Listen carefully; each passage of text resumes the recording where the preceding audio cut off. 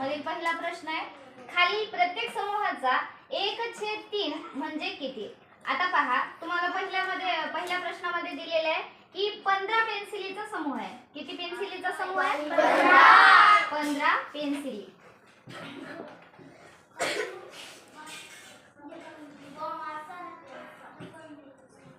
तर 15 पेन्सिलीचा समूह आहे. तर आता आपल्याला माहित आहे 6 म्हणजे काय असते रे?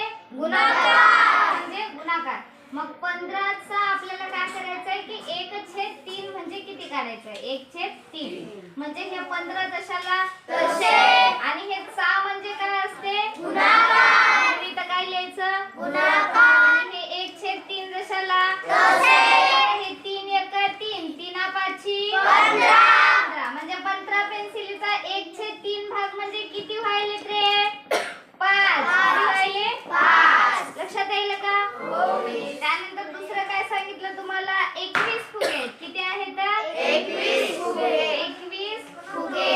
आता 21 फुगे सेम लिहायचं. इथं 21 चा किती भाग? 1/3. मग हे 21 जशाला तसे. 6 म्हणजे गुणाकार. 1/3 जशाला तसे. इथं 3 1 3 आणि 3 7 21. बरोबर काय आलं उत्तर? 7. इथं काय आलं होतं? 5. त्यानंतर तिसरं काय आहे? 9 मुले. किती आहेत? 9 मुले. 9 मुले. आता 9 चा किती भाग करायचा रे आपल्याला?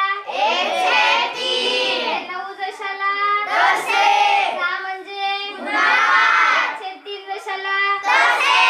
3 1 3, 3 3 9. म्हणजे किती झाले?